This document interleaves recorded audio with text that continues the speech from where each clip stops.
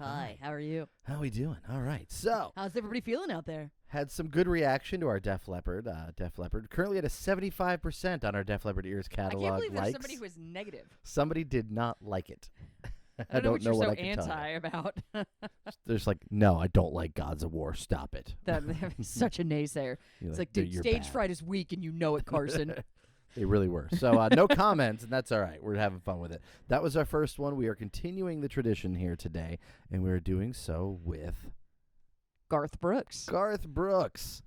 So if you tuned in last time and you saw it, thought to yourself, hey, wow, maybe they're going to do something else really rocking next time. Well, no, we didn't do that this time. Although Garth does his fair share of rocking. He does, but would he call himself a rocker? No, he would not. Never. No, he's just a singer of cowboy songs, man. So just like last time, we're going to be sharing our top 25 Garth Brooks songs each, as well as sharing our own personal Garth Brooks experiences. Yeah. Some of us have more than others. Yes, some of us do. Yeah, some of us don't. Some of us have seen him live a lot, so we're Some just of going us to go have with met that. him. Yes, met him, yes. And we're just going to go with that. Yep, so, that's about it.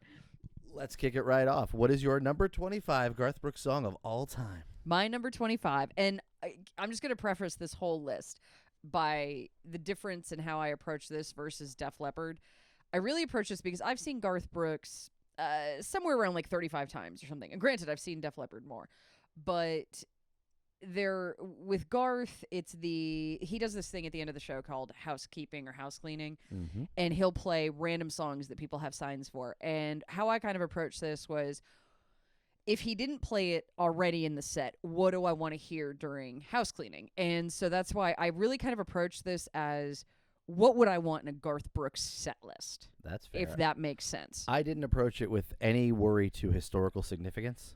Okay. So I just was like, here's the songs I'd like to hear live, or here I was going to make a top 25. But I did not worry about whether or not this is the definitive Garth Brooks song. So this is not about best. This is literally just about our favorites. One man's favorite and one woman's favorite. Our favorites. So at number 25, I put Bella Wood. Ah, Bella Wood from Sevens. Last song on Sevens. Yeah. And I've gotten to hear him do it live a few times. And he actually played it on GMA.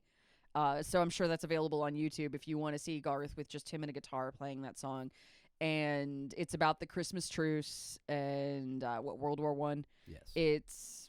It's just a beautiful song with a typical Garth Brooks message, because Garth is all about love and peace and brotherhood, and it's really a special song. It's a special song on the album. It's fantastic. It's a reason it's the last song, but it's also a very special song to hear live.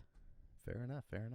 Now, I'm a big Bella Wood fan, but I'm going to be straight out honest with you. This came in at number 27 on mine. Oh. Bella Wood did not make my top 25. So close. So Bella Wood, again, a great song. Love that he did on Storytellers back in the day. Yeah. I, too, have heard it a few times live in that housekeeping segment. It's just a great song, and it just didn't quite make my cut. So well, what's your 25? My number 25, and this is going to be you're going to be shocked, I think, on this one. To start off the list here, you're going to be really shocked. I'm going with a song that can only be found on Double Live. Okay. And it's not that one. Okay. It's Your Song. I have that higher. Oh, okay. Wow. I'm shocked. It's Your Song to me, just, again, his performance. This is honestly, in my opinion, the most pop vocal Garth Brooks ever did. This is, as much as it sounds, in title like an Elton John song, it actually, in feel that his delivery, there's nothing country about it. And it's just, again, his performance on it, the music, everything coming together. And it's just a song that for some reason does it for me. I love the feel of the chorus, everything about it. Just you know what I love tune. about his vocal on this song, and it's Garth is very sing along, right? You can put a Garth Brooks CD in your car and you sing to it, or you can put it on the Garth channel on Sirius. I'm sure he would love it for us to say that. Channel 58. But Garth feels like you can. He's, at least for me, he's kind of. I can't sing, but I can hit most of Garth's range. It's Your Song. Nope. No. The vocal in that and the power he gets in his voice is incredible. No, that's a why even try. Yeah, that's just, I'm going to let Garth sing it, and I'm just going to sit back here and listen and keep driving toward the red light. Absolutely. So It's Your Song coming in at my number 25. All right. My number 24, Victim of the Game. Wow. off No Fences. We went deep on this one. I did go deep we on told that. you this is about favorites. You want to know why this is a dark horse for me? Is because I just saw him in Pittsburgh, and he played it. Somebody had it, and I was like, oh. And it was just one of those that good too. It's been in my head. Again, if you asked me 3 weeks ago, I don't know it would have made the list. And then I heard it, and I went, oh. So it's just because I'll be honest, No Fences is what brings you to Garth Party. If you've been there since he kind of skyrocketed in the 90s, of course, Friends in Low Places, Thunder Rolls, that brings you to the Garth Party. And you start listening to that album. And honestly, it's not one of my favorites. No, the singles are the biggest attraction. Yeah, and yet, but Sorry, Victim of the Game wolves. is, again, that's the dark horse that I go, yep, that's worth sticking around for. Absolutely. I don't disagree. My number 24 is a song that can only be found on the limited edition of Scarecrow, the re-release, and Frequency soundtrack. A movie that is not as good as the one song on the soundtrack, When You Come Back to Me Again. It's my number 26. See? Fair. I mean, it really, that one is just, again, you want to talk about the vocal, and yet it's got what I call that Garth vibe. You hear that song, there's no question who it is.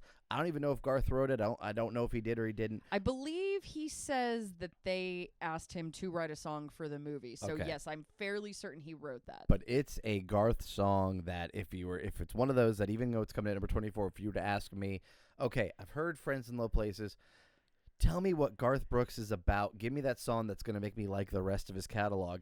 I'm not saying this is the gateway, but this is the song that if you like this one, there's probably not going to be anything else you don't like in his catalog because this just sounds like Garth's catalog. It does. And did not make your 25. It did not. It was just there. Wow. Because here's the problem. He has some of these songs that are from some of the later albums. And number 23 for me is from Gunslinger, the latest as of right now, which is Ask Me How I Know. Fair enough. Great song. Also, Ask Me How I Know to me is the exact same thing as When You Come Back to Me Again. It sounds like a Garth Brooks song. It's Garth, and it's interesting, the guy that wrote it, Mitch Rossell, who Garth took out with him on his 3-year world tour, and Mitch opened some of the shows. He'd bring Mitch out sometimes to play the song with him. Mitch was like, this was like the first song that he ever had picked up, and it was obviously his first number one. Like, it was just like his entire career at that moment is all about Garth. But he said, like, he wrote this with Garth in mind because it's that clever wording that is very Garth, and when you heard it, it's like I couldn't imagine anybody else doing that song. And Ask Me How I Know, for me as somebody who's on the radio, getting to play Garth is of course what I always want to do. Like, I'm in country radio, I always want to play Garth, and when he gives me a song like this, I don't have to sell it. It's like, oh, you want to hear a great song? Here you go. It's Garth. Ask Me How I Know. That's it. My number 23 is from Sevens. So Sevens showing up second time here between the two of us. How You Ever Gonna Know? Mm-hmm. A simple song as far as what's happening behind him. There's not a lot going on, and yet just it hits every spot. It really just, to me, I like the vocals on it. I like the call and response in it, and even just the ending of the chorus. Just he nails it. Garth just absolutely nails it. And as a big fan of Sevens, you're going to see Sevens come up a few times on mine. It was on my list. It just didn't make the 25. Well, because it is. If I show you my top sevens, it's like right there. Yeah, but How You Ever Gonna Know did make mine at number 23. So you're 22. Good Ride Cowboy. Good song. Great song. I would agree with that. Okay. Good Ride Cowboy is, of course, a tribute to Chris Ledoux, who taken way too soon. I remember you calling me. I think, what was it, like 2004? Five. I remember where I was because I was at a job that it was at a job that I left in 2005. That's why I was like, But you called me. I was standing at somebody's cubicle, and I get a call, and I was like, oh, that's interesting. He's calling me in the middle of the day. And you were like, Chris Ledoux died. And it was just like, that was it. I just stopped. I'm like, I don't know what we were just talking about at work, but it doesn't even matter anymore. And you and I were very fortunate. We had moved to Nashville at separate times in the year of 2003. And the following year, Chris Ledoux played the Wild Horse Saloon. And we were like, well, we got to go see Chris because, we'd seen and obviously heard a lot through Garth.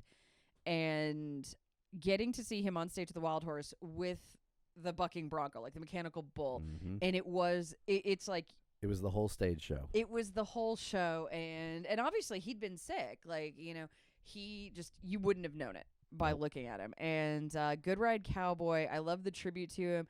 I love the Just Do It. I think there's such clever songwriting in that. I know Jared Neiman was one of the songwriters there. Yep. And the first time I got to interview him, I was like, so can we talk about the fact that you wrote that song? And I remember him telling me what a big deal it was for him that, Garth cut one of his songs, and that song, just not just the tribute to Chris, but also the emotion and the fun that Garth puts into it. It's such a good time. It is. And another fun one that I happen to enjoy at number 22 for me is Tearing It Up and Burning It Down. Now with a caveat. I got to say this. I don't like having to say this, but the live from Ireland version, the original TV version before Double Live ever came out, Double Live, I don't know, it didn't do it for me. But that version on Ireland, I couldn't wait to have this song on a CD player. I could not wait to have this song in my possession. I'm like, this song is just so cool. Again, like we talked about Garth getting that more rock inside a little bit, Tearing It Up and Burning It Down was everything. When it came out on Double Live, it just didn't have something. I don't know what it is. It just didn't have whatever it was in that Ireland version. But this version that makes my number 22 is that Ireland version because it's just so good. It's such an encompassment of the Garth live show. It is. You can even picture him in the face of the camera. Yep. And running all over the place. Like, yeah, that was a rough one for me, because I'll tell you, that was in my top 30 because Fair. I love that song, but like you said, it doesn't necessarily translate, and I occasionally see signs for it at the shows. And I always have that hope that one day he's going to bring the full band out and let it rip. It would be incredible. A song I've never seen live. No, I don't think I have. So it's not one. I don't even know how long if it ever really made it into the Garth Brooks set. And I wish it would. Oh, it'd be great. One song that we have seen live, another hugely high energy song, Fever. That's my 21. Fair. And that's one that was an Aerosmith cover that he redid the lyrics for and, made it a rodeo song. Yeah. And did a really good job with it. It's so fun to watch him live. And then when he started that world tour, the 3 years, and he had the treadmill on stage, and it's the end of the show when he busts out Fever. It occurs to me right now. Yeah.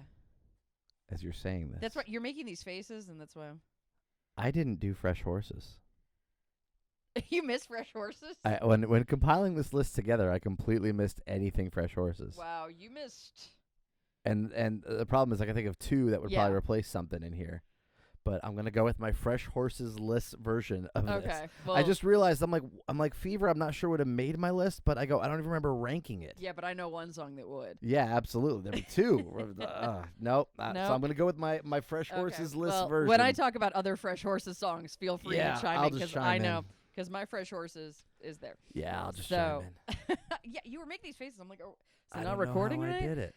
So Fever, like I said, part of it is the emotion that I have tied to his live show, and him doing Fever is just so breakneck, and for him to have that kind of energy at the end of a show, like, Dad, slow down, but it's okay because he's killing it. Fever to me was the first time we heard the guy who we'd seen on This Is Garth Brooks and This Is Garth Brooks 2 on record or on album. Yeah. It was really the little high-pitched squeals, the little things he was doing. That was the guy you got live, and he never really captured that. Even Your Ain't Going Downs were high energy, but he never captured that vocal almost sounds improv. Like, that vocal almost just sounds like he laid it down once, got really excited, and like, no, we're good. Yeah. And you don't hear that frenetic energy on a Garth album up until that point. Yeah. So my number 21 is a song we've already talked about, which is Ask Me How I Know. Yep. So that's a late entry up there. Again, just it sounds like a Garth Brooks song. Having seen it live, I liked, Garth at the end was like, you're treating the new stuff like the old stuff. Got to appreciate that. So Ask Me How I Know, definitely a great song for the latter day Garth stuff, and for anybody who thinks like, oh, is he really still putting out great songs? If you heard Ask Me How I Know and didn't immediately go stream it, buy it, whatever, I don't understand, because that's everything you want out of Garth Brooks. It is. It's Garth catalog for sure. It was an instant classic. Number 20. I think it's my first entry from The Chase. Okay. Is Learning to Live Again. Good song. Yep. Good song. Did not make my list. Not to take away from it. It's a really good song. Yeah, I just love the Garth is a great storyteller. He picks songs that are great stories to tell. And you are listening to that song, seeing the movie of it Exactly. happen when you're listening to it. And I think that maybe not in that scenario of like, oh, I'm trying to date again, but anyone who's been through any kind of heartbreak, whether it's literally you were broken up with, you're divorced, but if you lost a loved one, I don't you lost a pet. I mean, anything that's going wrong in your life that you're trying to keep from other people, like, no, it's okay. I think it just I think it's very universal, and yet that story is so visual to me. Absolutely. I would agree. It's, again, didn't make my list, but not for lack of great lyrics or performance. So I'm down with it. Number 20 for me, already mentioned, Good Ride Cowboy. As she mentioned earlier, huge Chris Ledoux fan because, Garth introduced it. My buddy Neil, should he listen to this, had the best of Chris Ledoux that came out somewhere around 94. Lent it to me, and there's just not a bad song on there. There's 12 songs just from those Capitol releases, and it's just one after another. And as at the time, a rock fan coming over into the world of country, look, Garth Brooks will bring you in with a Thunder Rolls or Friends in Low Places. Chris Ledoux was For Your Love, Hooked on an 8-Second Ride, which is practically Barracuda. I mean, and I don't say that in any bad way. It's just for a rocker, this was, okay, I'm connecting with this as a 13-year-old far more than I would with Learning to Live Again, let's say, back in the time. So huge Chris Ledoux fan as I was. And when Garth came out with this and flat out said, look, we couldn't do a sad tribute to Chris Ledoux. Yeah. We had to make it as kick-ass as he was. And Good Ride Cowboy, to me, hits all those notes. It doesn't feel like something they were trying to do. It doesn't feel like someone said, man, I want to write a tribute, and here it is, and hopefully it's good enough. These guys, the songwriters, put it together. Garth brings home the performance with it. Seen it live a few times. Never gets old. Love when the screen says just Ledoux it, because I'll wear my Chris Ledoux shirts to the concerts all the time. Even the one time Garth noticed it and liked it. So I'm all about it, and it's such a great tribute to a legendary performer, and it does not a bad one. It's right up there with what you want. Well, number 19 we've already discussed for me was It's Your Song. All right, see, there you go. It's your song. I mean, again, I don't think it's one that people immediately think of. Yeah. And I'm not sure even when I was putting this list together, I was sure it was going to make the 25. Right. But there it is. And I love the ending of it. Yeah. How he brings it down. Yep. And it's great. Someday I'd like to see it live. Yeah, me too. Same. Okay. Yeah, just give me a little bit of it. So you're 19. My number 19 is my first entry from the chase, That Summer. Yeah. I mean, that summer, obviously we're hitting some hits territory because some of Garth's best songs are his hits. I mean, I think we went kind of deep there for a while. We did. And we're going to go back and forth, but Yeah. That Summer is a classic for a reason. And I hate to say this, but while the lyrics are good, the vibe of the song is what gets me. The hard hits, they're there. Big hits that you're just sitting there, you pump your fist to if you come from that rock world like I do. Ride the Heat of Passion, and you're like, yes, just don't even care what you're singing about. And your I fist just is love up it. there. Pow, pow. Yeah, and like you're just like, Versus all right. Passion, you're in it. So That Summer to me coming in at number 19 just because it's just a song that, especially when you're seeing it live or even when you're riding in your car, you're in it, and it's just great. My number 18 comes from Man Against Machine, which is a newer Garth album. Absolutely. If you want to call it that. And if we're going through his catalog that way, it's Cold Like That. Ooh, Cold Like That. Track 3. I like Cold Like That. Cold Like That is spectacular. It's a really good song. It's so good. And Garth, I think he's played it like twice or something. I know he played it at a private show for a bunch of country radio people in 2015. Yeah. And somebody I knew took a video inside there. And she put it in a private group, and I immediately sent it to you. I'm like, rip this. Because Cold Like That is it's such a it's Garth showcasing his emotion, which I think he does better than anybody. I don't know anyone that emotes the way Garth Brooks does in a song. I think he truly is the master of it. And Cold Like That's harsh. It is. Cold Like That is like harsh Garth, but great emotionally harsh Garth. I liken it to when Michael Jackson started getting mad. Yeah, Cold yeah. Like That gets mad, and it's whereas Michael did it for a whole series of part of his career. Garth just hits it on this one, and again, is he basing it off anything? I don't know, but like you said, that's a good example of Garth being absolutely emotive, and I always find myself really enjoying those singers who make you feel something. Yeah. And as much as sometimes you can replace singers who can hit the notes, and I'm sure we're going to go out of the realm here for Garth Brooks fans here, but for some people, Queensryche. Yeah. I love Queensryche, but Jeff Tate emotes every song, even if he doesn't sound as good as he once did. You still feel every song, and the guy they got to replace him, Todd, is an incredible vocalist, but he doesn't feel it. Yeah. And there's a difference. And Garth Brooks makes you feel everything. Even my number 18 from the first Garth Brooks album, the self-titled album, tucked away at track number 8 on the original, little ditty called "Nobody Gets Off in This Town." You're gonna laugh at it. You're gonna laugh at No, "Nobody I Gets had Off that. in Look, This that Town." was very high on my ranking of the songs on that album. "Nobody Gets Off in This Town" to me is just fun. It is so, and again, this is one where when I'm starting to get into the Garth Brooks catalog, and I really am, I'm a rocker, long hair, and I put on a song like "Nobody Gets Off in This Town," which is about as country gets. I mean, it's practically all like that twangy guitar. It's just so fun. It's tongue in cheek. It is humorous, and yet, especially having moved around the world a little bit of the country, I've seen that town. Yeah. I've seen the town where everybody gets on and nobody gets off in this town. This is ridiculous, but you know what it reminds me of? What? There's an episode of Mama's Family where Bubba runs away and he's trying to get to Bump. Yeah. And I'm going deep with Mama's Family references, but Mama's Family, you can watch it on Logo. They have the repeats.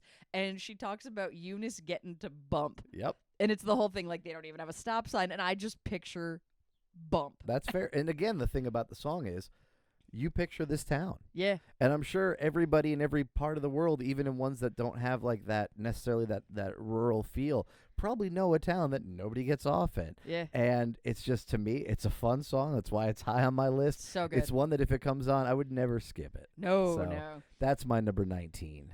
18. 18. Because now we're at number 17. Fair. And we have talked about Garth and Chris Ledoux. Much Too Young Great song. came in at number 17 for me.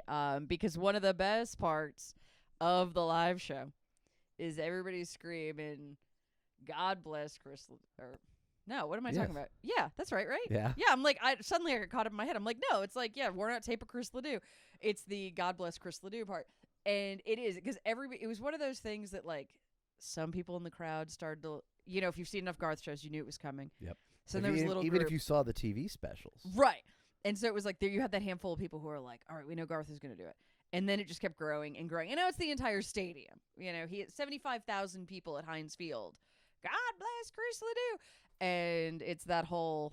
Actually, did he even play that song there? I don't know. I've seen him so many times. I think he did it in St. Louis for sure. But it's just, again, that's the vibe of it, that you have these tens of thousands of people singing that. And Much Too Young, even taking away from the live experience, is the... Not that I haven't always loved the song, but I'm getting older. Yep. And this song has grown with me as I've gotten older. And I say that, I'm like, oh my God, I'm so old. I'm much too young to feel this damn old. For sure I am. Mm-hmm. I get that. All right, so my number 17 from Rope in the Wind, Rodeo. At 17 is probably a little controversial. Man. I mean, number one, look, I'm not a rodeo guy. I might love Chris Ledoux. Right. But I'm not a rodeo guy. But again, if anybody had ever sold me on the concept of rodeo, especially, again, going back to being 13 years old, hearing about this, I didn't know what a latigo was. Still don't know what it is. No, I mean, like, born and raised in Connecticut. Yeah. I mean, you could try to tell me there's rodeos there. I never saw one. No. So, but rodeo makes you want to be there. And again, it's one of those, the impact, the hits within the song, the driving beat, that there's no way coming in as a rock fan, I wasn't putting on Rope in the Wind, going to track 2, and hearing that, and you're going, okay, it starts off kind of slow, and then the chorus kicks in, and you're like, okay, yeah. I'm down with this. So, Rodeo, number 17. Yep, my number 16 is, I think it's my first entry from In Pieces. Oh. Which there's probably going to be a lot, because that is far and away my favorite All Garth right. album. Everybody knows. Number 16 is Kickin' and Screamin'. Good song. Garth doing a little bit bluesy, going a little bit like, a little fun with the rhythms and, a little storytelling. And I believe like he would even put on sunglasses when he Yes. performed this in concert, which I never saw. But whatever, it's fine. It's fine. Watch out, And Brad Katie. She's still mad. I told him that last year when See? yeah, like my best friend from high school had tickets to see Garth, and I don't know, I was just convinced that last minute he was going to be like, "We got you one!"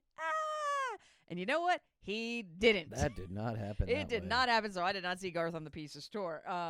But Kickin' and Screamin' is what I love about In Pieces, and it really lives up to its name, is that Garth, it's so many different pieces of Garth on that album. Sonically, he's all over the place, but in a cohesive way.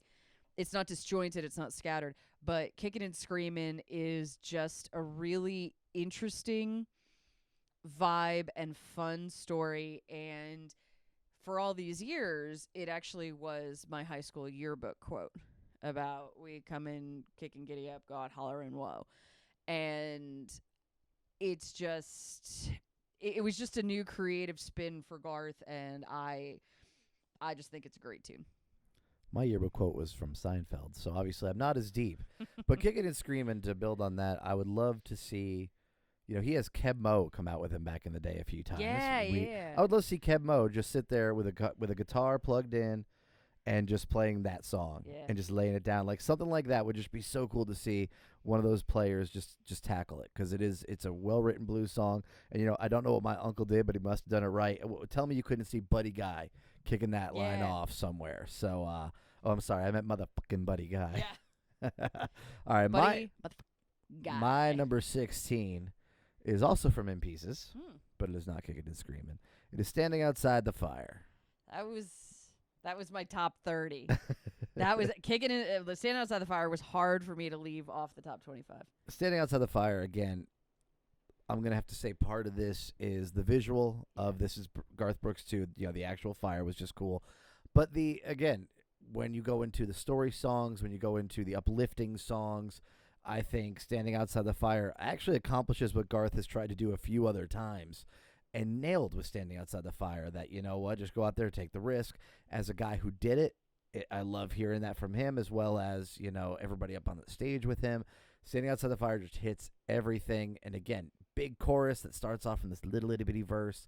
Love the structure of the song. So my number 16. Coming in at 15 for me, it's from The Chase. And I guarantee that the song is going to be much higher on your list, so we're going to talk about it later. Face to Face. Boom, boom, boom. Face to Face. Well, I don't want to say too much because I know, obviously I know Hyde well enough that I know Face to Face could be higher. So why don't we revisit it All right. when we get there for you? All right. My number 15 from Rope in the Wind. Mm-hmm. I discussed track 2, so I feel it's the only time we go back to track 1.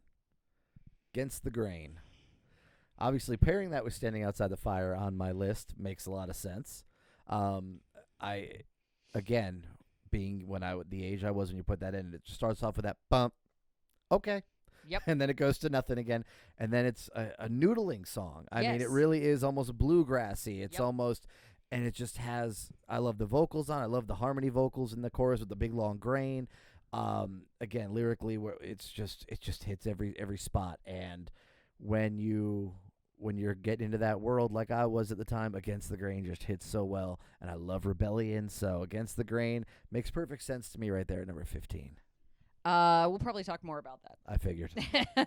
My number 14 is also coming off of isn't it? Yeah, it's coming off Ropin'. I'm just making sure. Glad you know. I'm making sure. Burning Bridges. Ah, good song. It's just a Spanish hit, as I recall. Yeah. we found like the 45s for Burning Bridges, and here's the problem. There's a few Garth albums for me that are just song after song after song after song are so good. And obviously Ropin' is one of them. And I don't think any Garth fan would ever argue that. No. Like Rope in the Wind, it's just amazing. And it's hard to almost break it down piece by piece. But Burning Bridges is, I don't know. Even as a kid, because when I discovered Garth and, it's like my freshman or sophomore year in high school. And I don't know he's leaving some chick, Nope. He's oiling the front door to prepare for his departure. Me and Mike Palmer didn't know that. No. Did Mike not know that? That's in the Garth Brooks anthology, Okay. book 1, that Mike had asked him about the lyric when I guess they were rehearsing it or whatnot, and Mike said something to him about like I really don't understand the point of that lyric or something like, well, that's really nice that you oiled the door, and Garth had to be like, well, he's oiling it because he's leaving, like he doesn't want her to leave it, and Mike's like, oh, and of course I'm reading it going, oh, we're drummers, what can we say? But that's why. But it's that cleverness in, and Garth is really good at picking those kind of clever songs, the songs that have a little bit, you do have to do a little bit of inferring.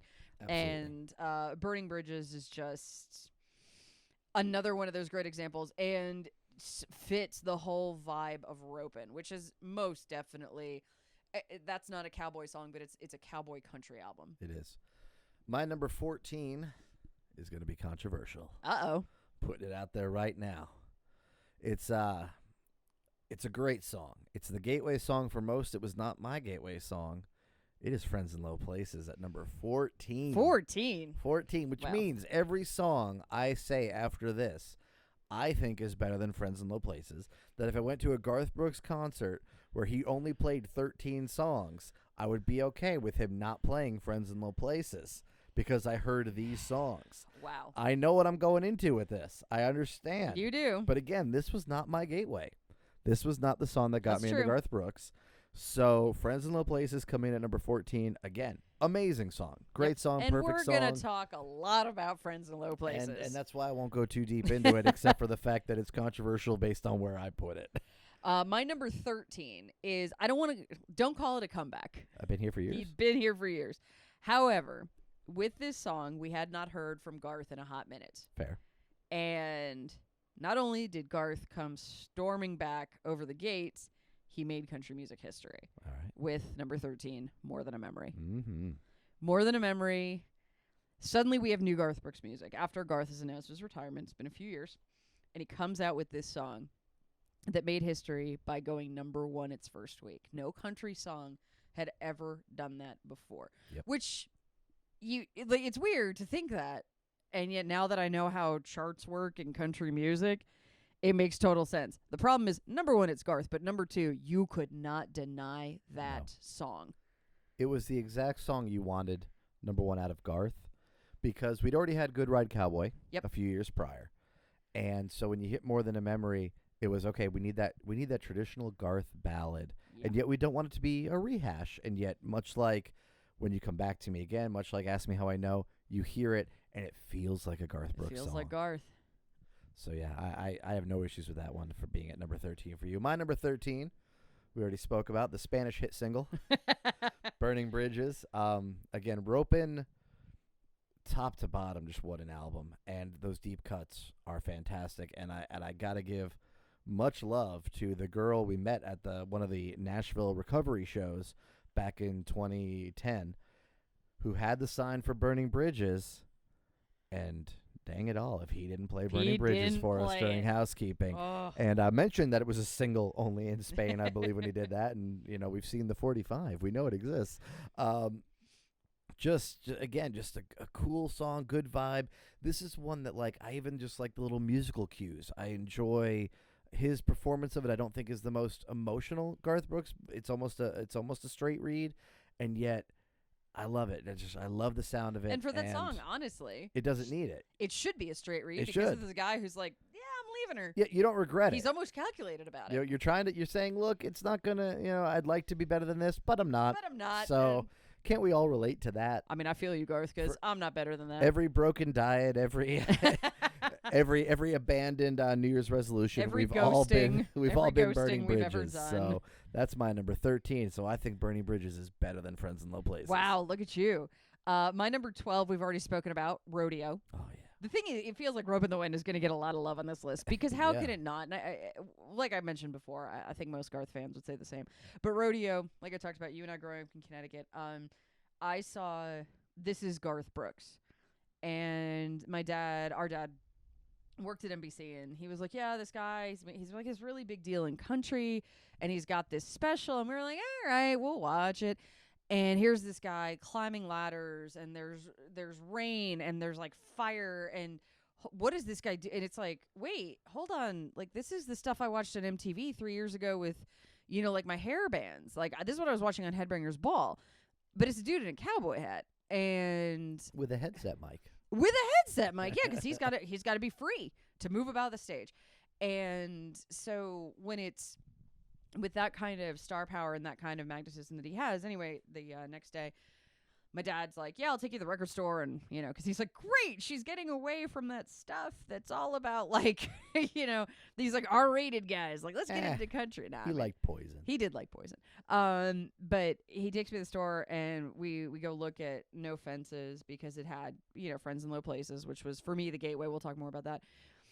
But then while we're there, he's like, well, I'll just buy you everything that he's got. So we picked up Ropin', and we picked up the first one. And I just remember listening to the 3 front to back, and it was a no contest that Ropin' was by far my favorite album from an album perspective. And Rodeo was a huge thing to do that because Rodeo was already a hit before we knew Garth. So it wasn't like we discovered this on the radio. It was just, it's that good of a song that it made that impact on me on the album. I actually only have one more Ropin' song throughout my thing here, and it's a little shocking, but it's true. Coming in at number 12, going back to Sevens, I Don't Have to Wonder. I may have that higher. Okay, I may have this a lot higher. Then I won't go too far. Yeah. I Don't Have to Wonder, but oh man, I love me some Sevens. And the sad thing is, Ropin' Once Upon a Time was the ultimate Garth Brooks album, and then Sevens came out, and in all fairness, Sevens was a slow burn. Because it took a little while to dig in. There was 14 songs on it, more than Garth had ever done before. But once you got deeper in it, especially once you got away from the singles, in my opinion, all of a sudden it was like, whoa, wait a minute. I Don't Have to Wonder. We'll talk about it a little bit later on. Yeah, we're going to get to that. 11. That's where we're at, right? Number 11. Another entry from In Pieces. Me too. The Red Strokes. The Red Strokes. We both have an 11. Awesome. All right. So let's talk about the Red Strokes. Let's make this easy. Oh, I figured you'd start. That's, Okay. I mean, Red Strokes, the visual, if you've seen the video of Garth in the all white with the piano, and then there's the red paint. But even without the video, the song is so passionate and so charged, and lyrically is very, I don't want to say, it's not that it paints a picture, it just really, it digs in lyrically with this interesting metaphor of just assigning everything the color. Yep. And it connects. And going to what you said about In Pieces earlier, about how it is In Pieces. It is very different songs throughout it. Red Strokes is dramatically different from anything else on that album. And yet, wow, like, it's powerful again. It's got so much going on to it. Great metaphor, nothing that slams you over the head. Really just a great song that doesn't get enough play live, in my opinion. Would love to see it with the whole piano thing and everything nowadays, but have seen it live a few times with just Garth in the guitar. But and it's right smack dab, I think, in the middle, toward the middle end of the album, and it just hits in the right spot. It's the juxtaposition of the lyrics, thundering moments of tenderness. It's like, all right. Nails it. To remind you, you are listening to Ears Catalog with Carson and Hyde, because we are going into our top 10. Yes, That's why I figured we'd top 10. Here's a good place to reset it. My number 10 is a song that you have spoken about. It's from Ropin'. It's Against the Grain. Yes. The song that opens the album. And I like fast songs. Not that I don't enjoy ballads, but I'm definitely more of an up-tempo person. Mm-hmm. And Against the Grain, that's why for me, opening Rope in the Wind, I think it's a fabulous tone setter. It's a great pace setter. And it also has the lyric about rebel blood running through my veins.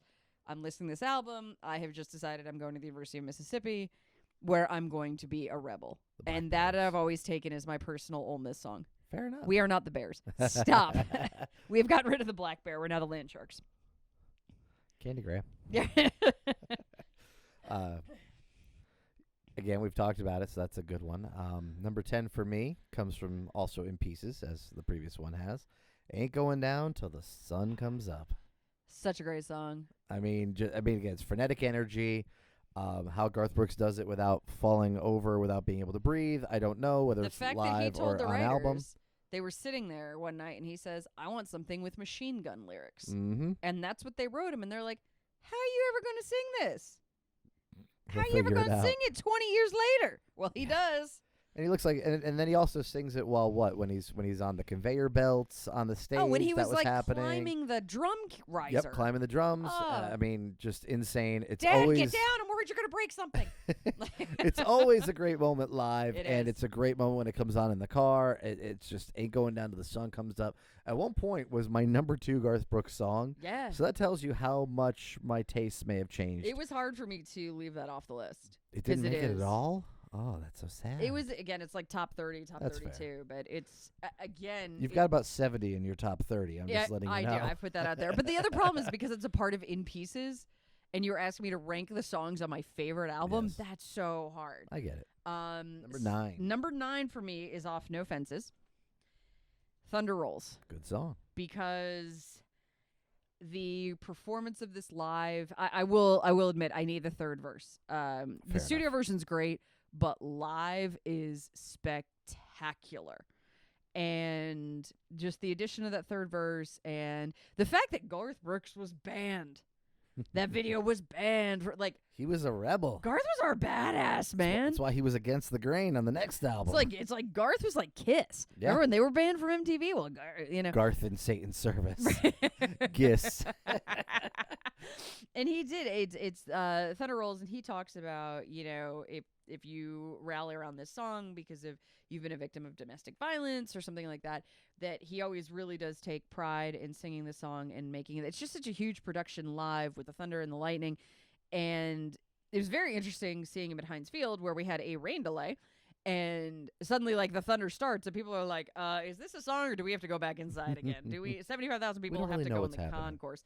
But it's, I had the opportunity to go to a private Garth Brooks show for about, I don't know, like 150, 200 people at a honky tonk in Nashville called Layla's. And they told us, they're like, be here between, 10 o'clock and 11. I showed up at like 9:15. And I am the third person in the door. So I am at the front of the stage. And that's actually, he just said to us, call out requests. And I requested the Thunder Rolls. And so afterwards, he gave me a little fist bump. That was awesome. I coming at number 9 on mine. Mine's a song I think a lot of people can relate to. I think that's, again, part of the Garth Brooks charm is he finds those songs people can. The kind of person who's dialing 6 numbers just to hang up the phone. That kind of person. More Than a Memory. We've already talked about it. Again, just you want to talk out the gate. There's a reason it went number 1. This was not a pity number 1. This was not we just want to get him to number 1. This was just a great song that tore into people's emotions. And seeing it live at those Nashville Recovery shows for the first time, didn't expect it. I don't think it was originally part of the set. I think it was one of those that was in the after encore area. Enough people had signs for it where he just decided to start playing it. And man, so good live. He's no guitar on him. He's just out there singing it like he does Shameless like that. I mean, just a great tune that earned its number 1 and should be a staple of the set and the staple of any Garth Brooks fans. And I mean, the again, fact that it made history, it deserves to Yes. be attached to the fact that it was a historical and the fact song. that it comes in at number 9 as one of those newer songs, that these aren't the songs you necessarily grew up with, but that's my number 9, More Than a Memory. Yeah, my number 8 is a classic Garth Brooks story song from Rope in the Wind in Lonesome Dove. Yeah, it's a good one. It's spectacular. When you talk to somebody about Rope in the Wind, inevitably that person will always talk about Lonesome Dove. And that's impressive. It's a song that was not a single, and yet, No. like you say, everybody And it's on the knows B side. Yes, you had it to is. flip the tape over. Second to last song, I Yeah. believe. I believe it's right before the river. Yeah. So no, I'm a big Lonesome Dove fan, but it'll be coming up later on mine. I knew it would. All right, here's one that didn't make your list at number 8. Maybe I could be wrong. From Sevens, When There's No One Around. No. I have that scratched Nope. out on my see. list. And again, now this is I don't It got have replaced with It's Your Song.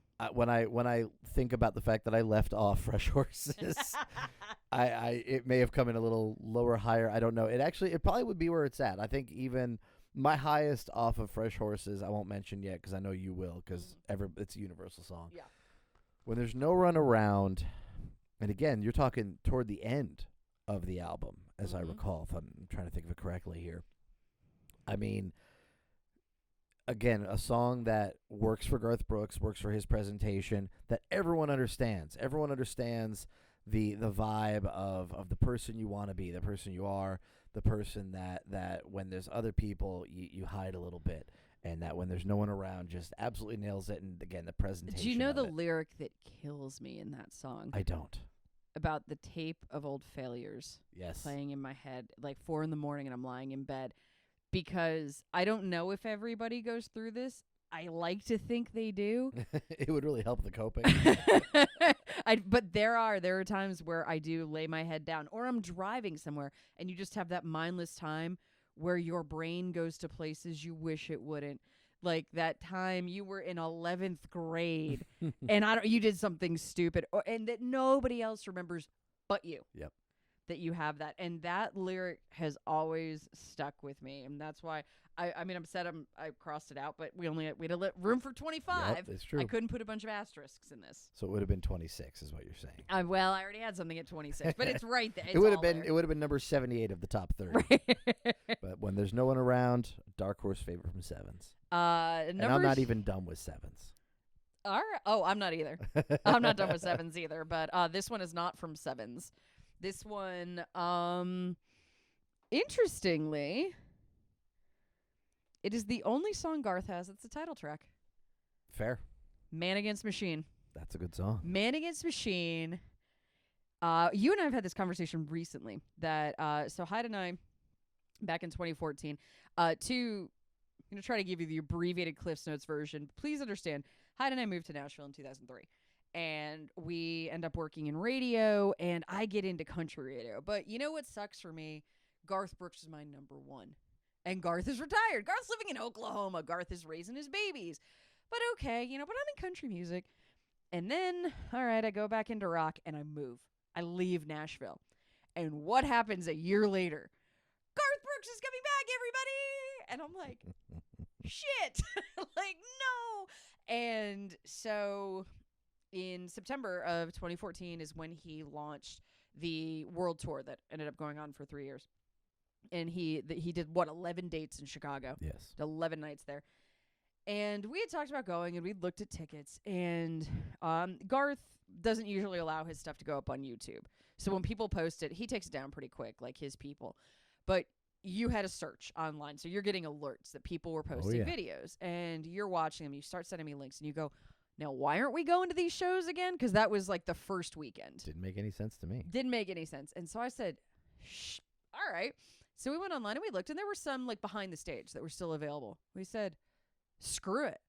We're going. And so we bought tickets for, I don't even know what show numbers they were, but we were going that Saturday night in Chicago. And he did 2 shows that night. And I flew in I drove from Syracuse to Cleveland to spend a night with my parents in Cleveland. And like for my birthday, they're like, what do you want? I want plane tickets to Chicago. Cool. I landed in Chicago. You drove up from Nashville. Yep. You picked me up at the airport.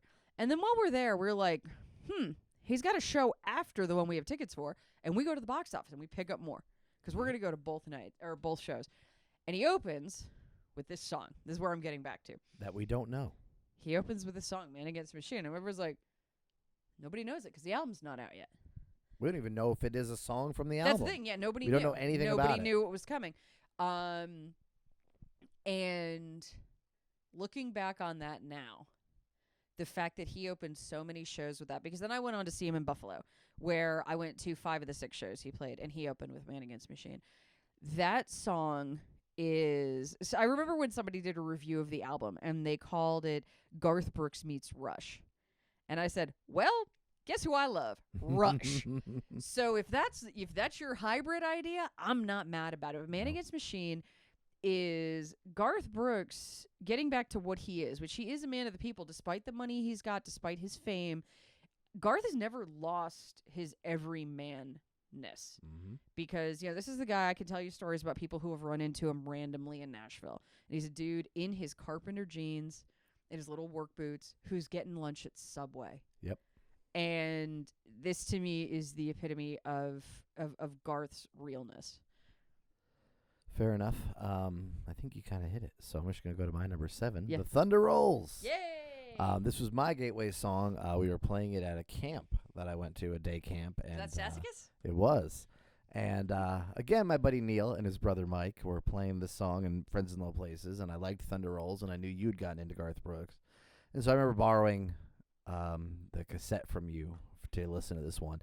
Because, again, not really being 13, not really caring about what the lyrics were, just knew that it's bump, bump, bump. I'm like, okay, like, this is rock.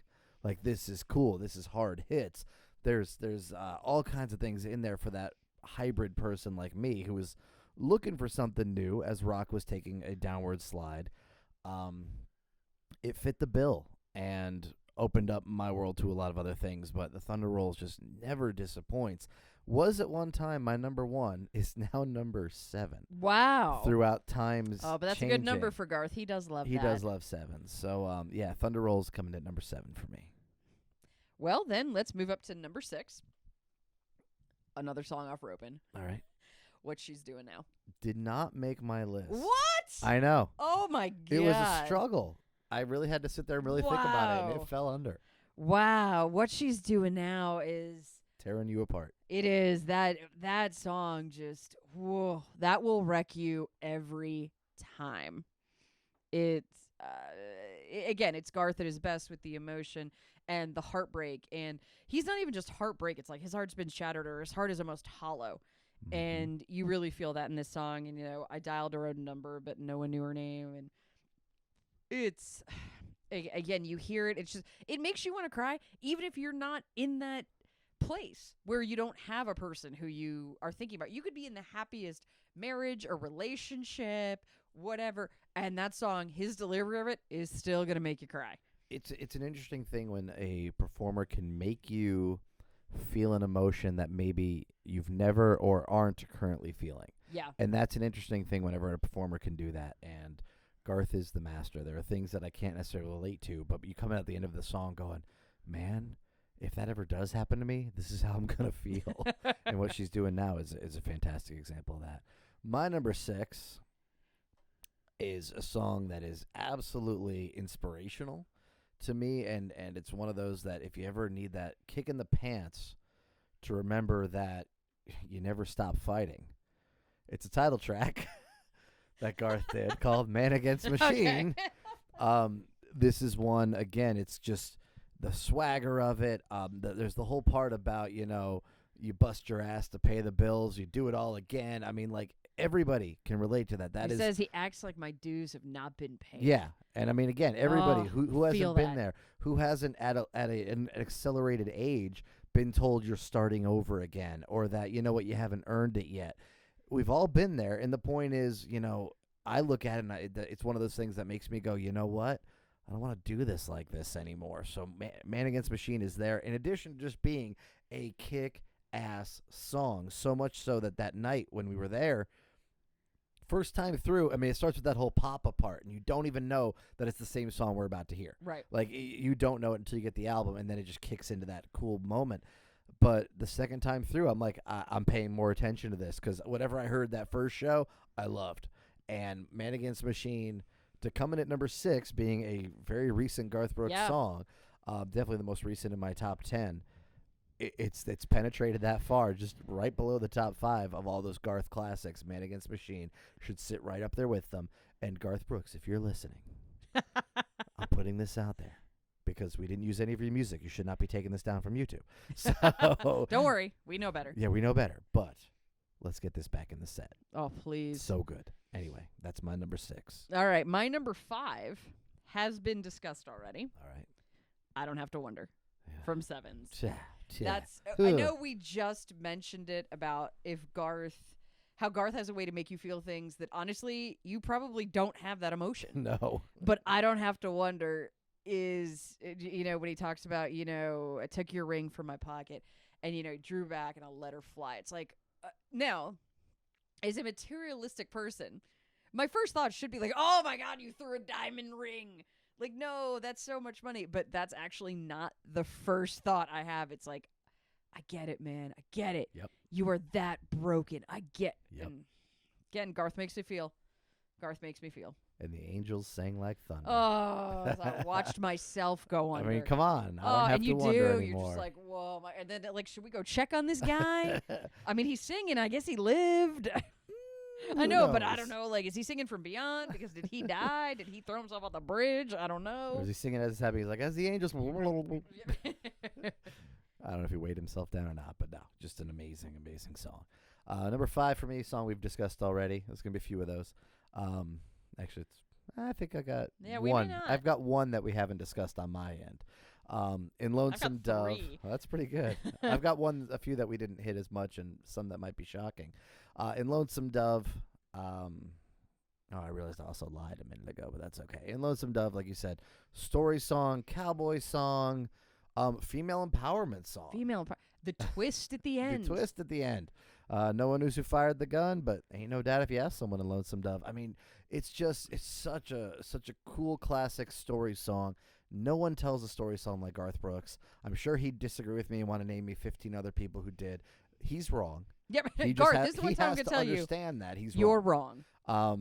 In Lonesome Dove is the ultimate in fantasy story song, in not a story song that's really based in any kind of reality. In Lonesome Dove hits it, and again, anyone who has Rope in the Wind is not going to sit there and tell you they've never heard it, because they have, and then they played it again. So we're getting into our top 4 here. Yes, here, top 4. And my number 4 comes from In Pieces. It's a good song. It's a great song called One Night a Day. Mm-hmm. One Night a Day with the sax solo that Garth taught himself to play. If you watch This Is Garth Brooks 2, and that is a song that I have never heard live because I wasn't at that show in 1994. I was not part of that tour. I didn't get to go. And I have held up a sign for that song at numerous shows. And there was the one, I was in Nashville at the flood relief shows, and I held up my One Night a Day song, and there was a girl sitting to my left who had, I don't know, like She's Every Woman or something. She's Every Woman. No, it was To Make You Feel My Love. It was one of the ones that I hate. Oh, sorry, am I supposed to say? Because let's do a list of Garth Brooks songs we hate. That might be one. So, in all fairness, not a Garth Brooks song. Exactly. Bob Dylan That's why song. I don't like Bob Dylan. Sorry, Garth. Even when you do Bob Dylan, it's better, but it's not going to be my top 25. It ain't Garth. It ain't Guns So N' Roses. Garth comes over to us because we're front row along the balcony, along the ledge. So we are the front row, but there's still space between us. And he comes over and he's almost in our faces. He's talking about this song and blah, blah. And I'm like, oh my God, he's about to play my song. Spoiler, he didn't play One Night a Day. And I know I've name-checked this song to him. I've had the opportunity to talk to Garth on several occasions in interview capacities. And I have mentioned this song. And he always tells me, you're very sweet for loving this song so much. It apparently has not permeated his brain for him to actually play it live for me, but hope springs eternal. Fair enough. My number 4, although I guess kick it. I think One Night a Day is a very good song. Don't get me wrong. I love the sax part and all that. Just my number 4 comes from Sevens. Are you done with Sevens, or do you have more Sevens to go? No, I'm done. Okay, so my number 4 on Sevens, a song we haven't talked about, one that obviously didn't make your top 25, Do What You Gotta Do. Do what you gotta do. Yeah. What's your name, boy? Oh, man, you just tell him true. Again, that man against machine, that against the grain, you do like Garth motivating I you. like Garth Rebellion. I'm a fan of Rebellion, but I like Garth motivation. I like Garth inspiration. I like that because, again, he sells you on it. Garth always brings that emotion, and when he says that, what's your name, boy? Yeah. Like, I mean, come on. Do what you got to do. To me, one I can just put on over and over again and just be like, we're good. I'm just digging this. If he played it live, I would probably crap my pants. So I'm rooting for Garth not to play it live. I need to make a sign for this song. I want to hear it live. If I'm with you, I'm not going to. It's probably not the best idea because, I mean, it's just so good. I'm a big fan of Do What You Gotta Do. And again, a late entry there for Sevens at number 4. You did, and I will say worthy of it. My number 3 is from No Fences, and I don't think it's hard to figure out. It's wolves, everybody. I just gave me a look, and I'm like, really? You don't know where I'm going with this? It's wild horses. Mr. Blue. No, it's not Mr. Blue. It's Friends in Low Places, which... Is that a good song? I've not heard it. It is the song that brought me to the Garth party. Absolutely. dance, It is if you also will. a song that it doesn't matter how many times you go see Garth, like the amount of times I've seen him, and there are people who have seen him many, many more times than I Oh have. yeah. I don't care how many times you've seen him. It is always one of the best parts of the show, with the third verse that became legendary from This Is Garth Brooks. Yes. And so much that you had radio stations that just took the recording straight off their VHS basically and would play that with the whole ramp up, which was Garth talking, him kind of like up there kind of doing shtick about like, oh, is this how I would say this? And he's winding you up. He's getting you into it. And most recently, he played this in Pittsburgh, and one of the news stations filmed the stadium from atop some mountain, Okay. and you can hear the crowd singing Friends. And that was, That's I think he amazing. shared it on his page, or somebody associated with Garth did. And it just shows you the power of that song. It is a universally beloved song, regardless of what music you like, whatever you think your genre is. It is still one of the highlights of the show. And again, if I'm going by Garth live, I still do want to hear the third verse because it's so much fun. I do love when he turns it over to the crowd and just Give the it to whole me. it's easily 10 minutes, and it's the best 10 minutes. The interesting thing about that song too is, I'm sure for purists they might feel differently, but there's really not much more of a country song ever written than Friends in Low Places. Nothing about it is trying to cross over. No. Nothing about it is trying to bring in rock fans, bring in any fans. It is a country song with the acoustic guitar, the steel guitar. Nothing about it is not country. The lyrics, I mean, blame it all on my boots to kick it all off. Right out the gate, this is a country song. Roots. Oh yeah, showed up in boots, sorry. But right out there, like, it is a country song. This is not an attempt at a crossover, as No. we've seen other artists try to do. Right. This is just, this is the Randy Travis moment. Like, it's on the pop charts. We'll get it off of there. It's interesting that I don't think you care about talking about this stuff. That SiriusXM did a ranking of like the top 1,000 country songs ever. Mhm. So I don't know, but they ranked the best country songs ever. And a friend of mine said, like, what do you think number one's going to be? And I'm like, oh, I'm sure it's going to be He Stopped Loving Her Today, because universally people say George Jones, that is the Yes. greatest, And I go, however, for me, I'm going to say Friends in Low Places, because is there a bigger moment in country music history than that song? No. And no, was I alive in the 60s and 70s? No. But I can tell you that country music, because of Garth, because of that song, the global reach, Mm-hmm. that explosion was felt. I mean, definitely countrywide. That it made it, it permeated other aspects, other genres. People knew Garth. People knew this song. And SiriusXM put that as the greatest country song, the number one country song of all time. So to them, I say, this is why I pay for a subscription. No argument. No argument. All right, so number 3 is going to call me a liar, because I mentioned earlier that the newest song on my list was Man Against Machine. So what I'm No, it saying... wasn't. You put Ask Me How I Know. Oh, no, I was saying the newest in the top 10. Oh, my bad. And so I was lying. So when I say this next song, I'm saying it's better than Thunder Rolls, in my opinion. I'm saying it's better than More Than a Memory. I'm saying it's better than Red Strokes, better than Friends in Low Places. And that song is not newer than Man Against Machine, but the same age. And that song is Cold, Like That. Okay. You already said it, and I didn't say anything when Right, you did, right, because okay. I knew I had it way too high I'm looking down. up. I'm like, Tacoma? I had it way too high up. But let's get down and I dance. like You Wreck Me too, but Baby, let's lay down and dance was no. Cold Like That.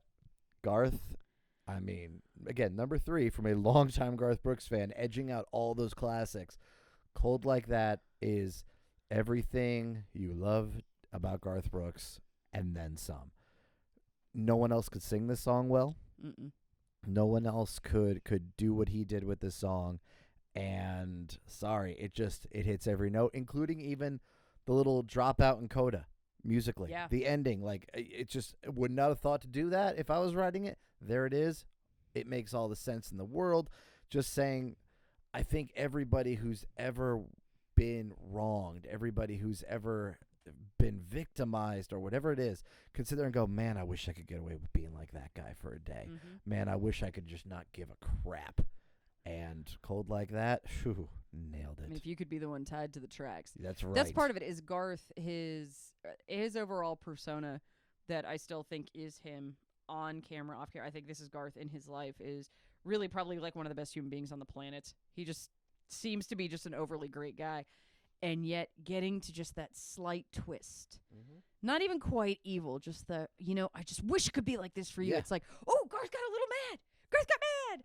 And that's why I don't know that anybody could have. This is Garth's They Don't Care About Us. Yeah. But like you said, nobody could have done this song as well as he did. And I think he is the exact person who had to sing that song. Because you don't believe anybody else. You believe everybody else can go there. You believe Garth Brooks can't. Yeah. You believe that like anybody else that you throw out there, you're like, oh, you have your moments. Yeah, right. But you go, okay, Garth Brooks, I believe. Like Steve Irwin could sing this song. Yeah, right. That would be the only other person exactly. who That's could sing exactly this song. Right. That if Steve Irwin had done that, we'd be like, really, Steve? Crikey, I wish I could be cold like that. Oh my gosh, Garth and Steve. That'd be a great thing. Oh, they were our guys. Number two, I know is not on your list because you forgot Fresh Horses, which meant. But it would have been on my list. You forgot Ireland. Yeah. Ireland. The drums, everything about Ireland. Everything about Ireland. It's his delivery. Yep. It's very much in that what you think of when you think those kind of like that northern, the other side of the UK, the people who are rebelling against the British and things like that. When, I think like the show Outlander, which, yes, they're Scottish, but there's that musicality in their voices and in their delivery. And obviously Ireland is the same way, and they've captured it in this song. And honestly, a really interesting choice for him because Garth Brooks is a singer of cowboy songs. Absolutely. And this is a story song, but it's a story about people that are an ocean away. Yep. And this Fighting is before Bella war. Wood. Yep. And yet everybody who has ever listened to Fresh Horses was like, Ireland. Have you heard Ireland? Have you heard that last song, Ireland? And he played it in St. Louis. Is this Garth Brooks the Trooper? Yeah. You really want to just make him equate to other. I do. Well, I mean, it's similar. It actually, it's not wrong. But what do Garth Brooks and Iron Maiden have in common? Ireland and the Trooper. But I went to go see him in St. Louis where he kicked off this stadium tour. And I was with my best friend from college, Robin, who's a huge Garth fan. And she's like, and she's had a few. Do you think he'll play Ireland? Like, Robin, I don't know, girl. Like, calm down. That's not usually like, well, damn it if that doesn't come out for house cleaning. Because there's always signs for Ireland. Absolutely. It's something you always see. You always see the Irish flags out. Yep.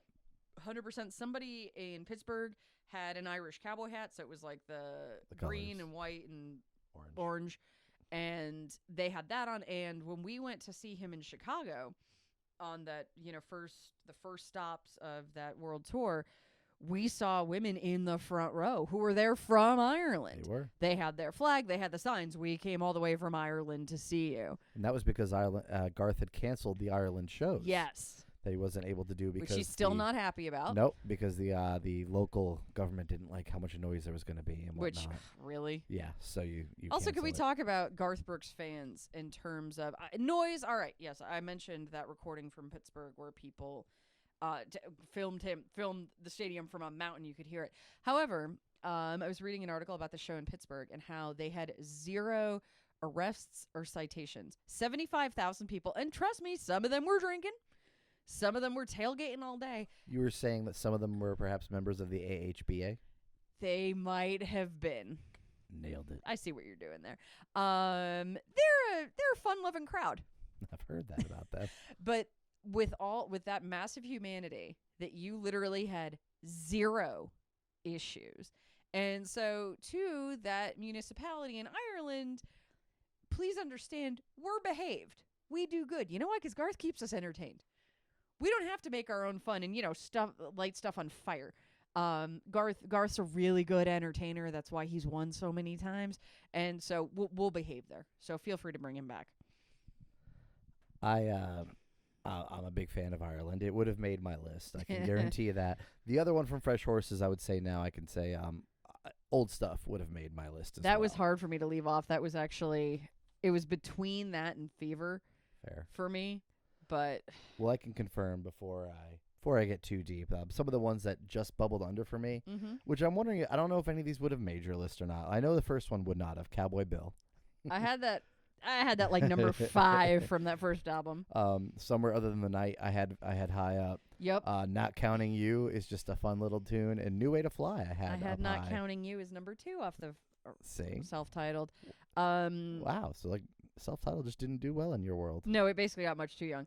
But yeah, I did the same thing. I had like, I'm trying to think what else was in there. Actually, Gunslinger, I had Pure Adrenaline, which was from the like they did the football thing on that, like CBS Sports, and I appreciated the amp up of that song. That Summer was actually very high for me from The Chase, and it just didn't make it. Didn't make it? Yeah, it didn't. And then I had Ain't Going Down. I had The Night Will Only Know from Pieces. Here's the problem. I could have put basically all of In Pieces, -1. I'm not a fan of the Cowboy song, although he sang that in Pittsburgh. And There I was you like, go. and I go, Sounds good.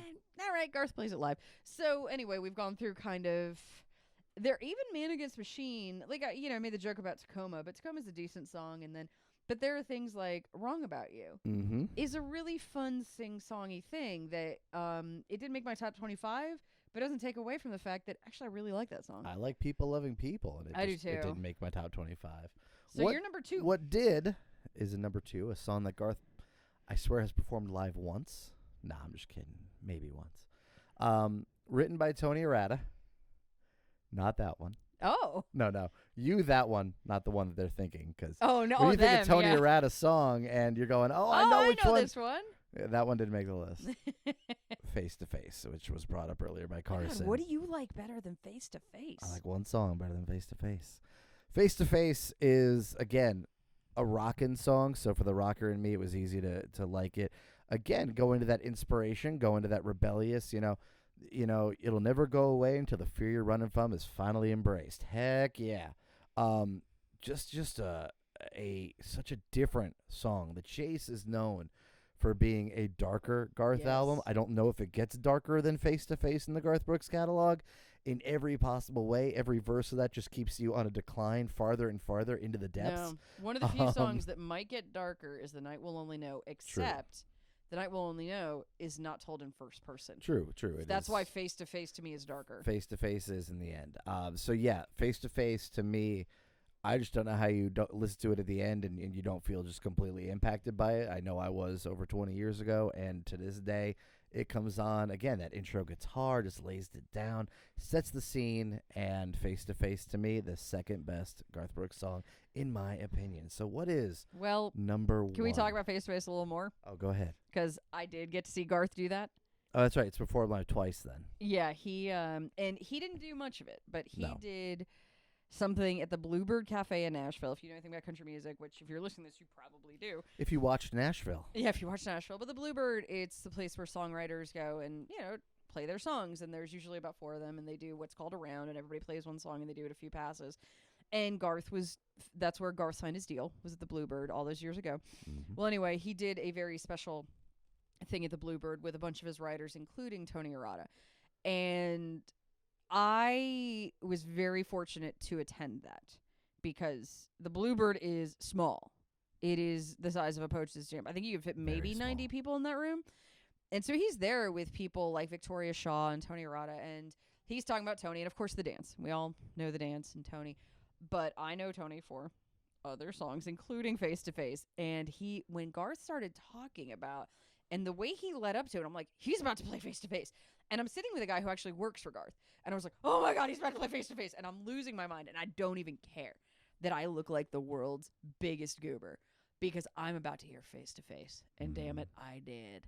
And it was, and then actually they played Kicking and Screaming that night too. And I was like, oh my God, 2 songs I've never heard before. And it was incredible. Now, Tony Arata also wrote another song I'm a big fan of that didn't make the list, but was close. And that's Anonymous. So yes. I'll throw out a little love. And The Change. Also great. I know I had The Change pretty high. It just didn't. It may have made my list or may not have if I had done Fresh Horses. I'll never know. But yeah, I can't believe I just realized that, but that's too funny. But no, Tony Arata, obviously an incredible songwriter.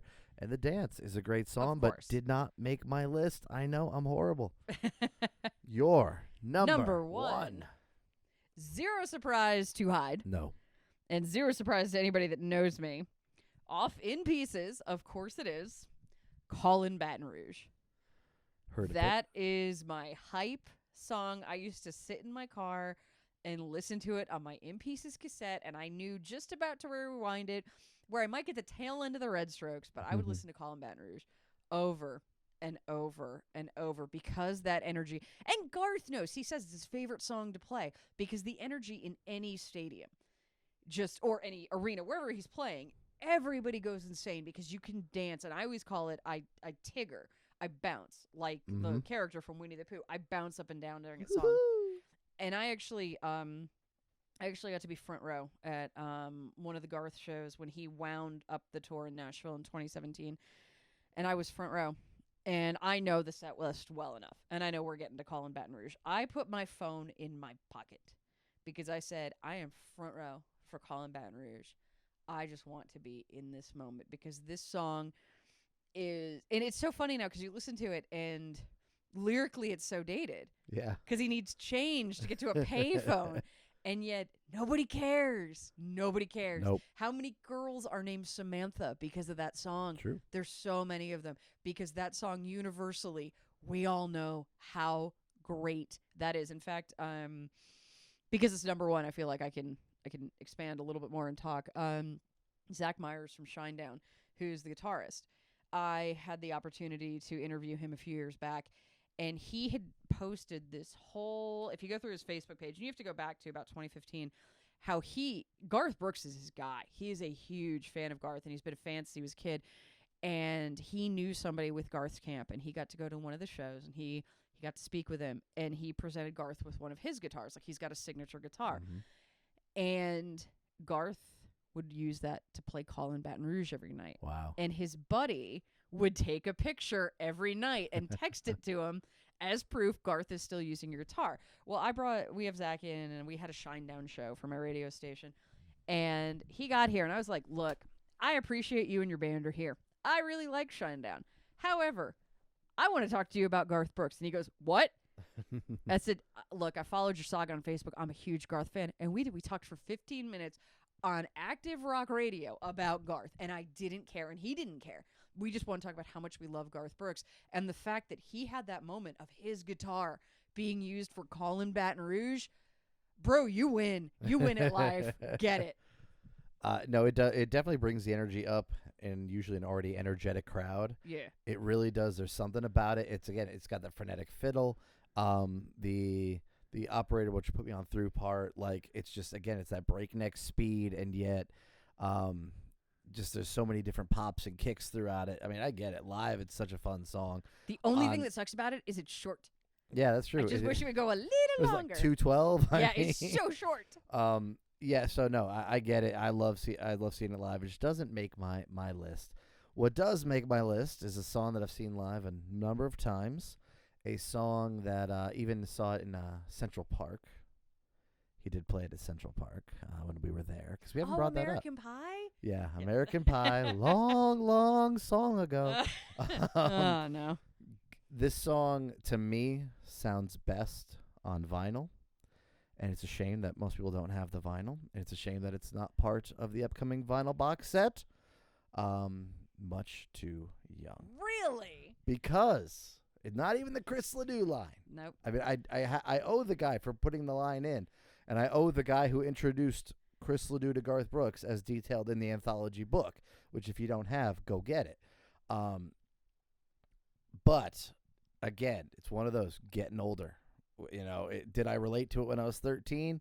No, I did like that it mentioned Chris Ledoux. But as you get older, you go, you know what? Yeah, like, I don't care if you're 50 or 125. you still feel much too young to feel this damn old, whatever age that is. And I don't know that ever changes. And the fact that we all deal with that. We all deal with, like, you know, competitions getting younger, the tougher Bronx, all of it. It's the metaphor of it all. It's a straight up rodeo song, and yet it's really not. Just the opening fiddle. Oh yeah, and it just sets it, that tone, because it's almost nostalgic. Yes, and that's why it sounds great on vinyl. I have I've got the original Garth Brooks album. I also have the original 45, And I play the 45 a lot and listen to it, and it's got little crackles and pops because it's, a 30-year-old 45, and yet with that fiddle, it sounds like an older country song. The song itself is much too young to feel as old as the song is. Yeah. Right out the gate, how do you do that? How do you make a song sound like it's older than it is? Including the echo on Garth's voice when he's singing sounds like something out of the 70s. Not in a bad way, in a good way. It's nostalgic just listening to it the first time as it is now, and yet he just nails the feeling. And again, it sounds better on vinyl. I wish it was part of that new box set so that more people could experience it.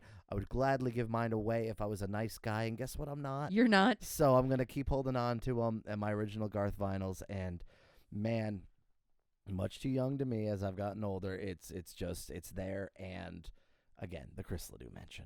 It is. I appreciate it. And also the fact that when you're talking about that fiddle, this sounds like we're going into a ballad. Yeah. And yet it gallops. In the beginning, sure, it's a little slow, and then all of a sudden when it's, It's almost wistful. It is. And then it picks up, and then the white line's getting it's just it picks up, and it's not a ballad anymore, and it's just a fun little song, and I appreciate that it's not really part of Garth's set list anymore. He's in and out with it. But it gets in there enough. I've heard it enough times, and I do love it. So Much Too Young, number 1. Only 2 songs better than Cold Like That. Wow, this is quite the Ears catalog. That's right. That's what we do here at Ears Catalog. And that was Garth Brooks. Next time, you never know who we're going to be throwing at you, but we thank you for listening. And if you like the thumbs up, go for it. If you want to subscribe, go for that as well. And if not, just give us that thumbs down and get us to 75% like it happened on the Def Leppard one. Sure. Yeah, we angry. We angry about it. All right, we got to thank you all for listening.